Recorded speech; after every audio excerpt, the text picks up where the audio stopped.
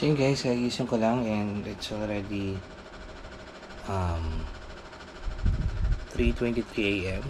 So 4:30 kami alis dito papuntang UST para sa eye surgery. So 7 o'clock yung operation. Then before 6 kailangan nandun na ako sa UST para ayusin yung mga papers like sa PhilHealth. So see you guys later para makita yung result after.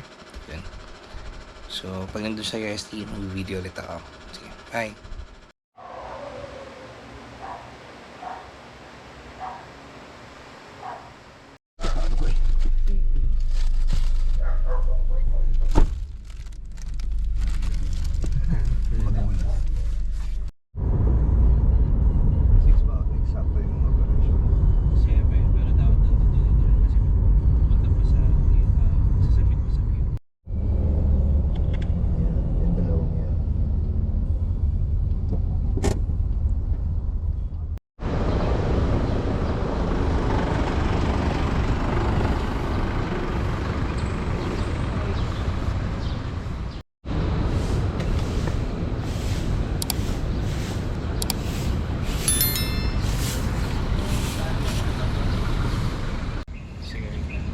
So, dumating kami dito ng 5:45. So, 7 yung eye operation ko. So, tara. So, yun guys, dito ko opera sa eye center. Yan. Sa may UST. So, 7 o'clock guys. So, yun. Yan. Yun. Ako, Kuya RD ko, ano na-feel mo ngayon? So, yun guys, naka-face mask na ako kasi, yun, papasok na kami sa eye center. So, yun, 7 o'clock yung aking operation, eye operation. Nafe-feel ko ngayon, excitement, na naiiyak. Naiiyak. Bakit ka naiiyak? Kinakabahan kasi ako, so yun. And I'm praying na okay yung result after. So, yun, mamaya papakita ko kung ano nang mangyayari sa mata ko. Ang result. So, ito ang before. Yan, before, yan. So, yun lang. Ikaw, Atay, ano naman say mo? Say ko, support lang ako. Saka waiting sa result. Sana maging okay. Yay! Let's go!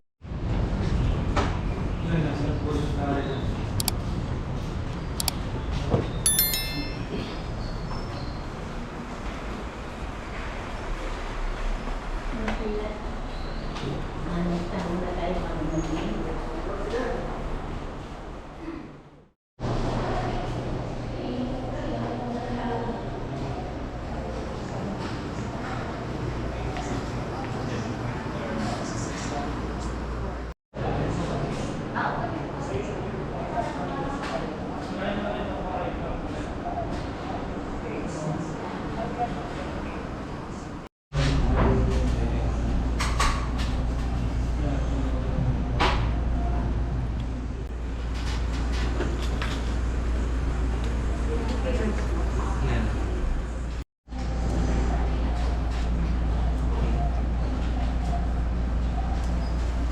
Bag mo? Ay, papalit ako ng mask. Ano? Yung ulang mamaya.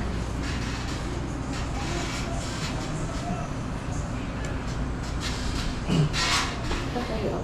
Ayaw lang.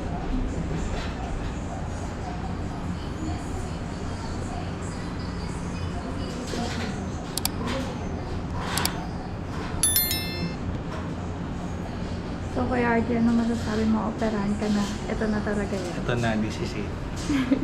Para kung po. Magluluto na.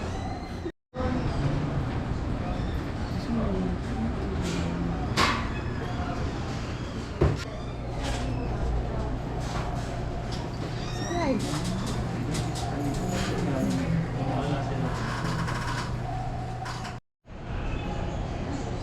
So yun guys, tapos na yung operation ko. So medyo may kirot dito kasi nga may tahe. So yun, dalawa yung eyes yung ginalaw sa surgery. Pero ito yung hindi masyadong although may tahi din to, pero ito daw yung may tahi. So yun, nakakakita naman ako kasi may dugo ba ng konti. So yun lang. So, tomorrow yung first day. sa loob kanina eh.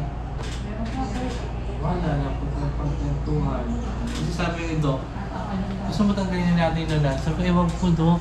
Sabi bakit? Kasi yung kambal ko natanggalin. Walang lunad yun eh. Kung pag umuwi ako ng probinsya, magulat silang lahat. Thrice a week. Ay, thrice a day. Yan, ito naman. Okay.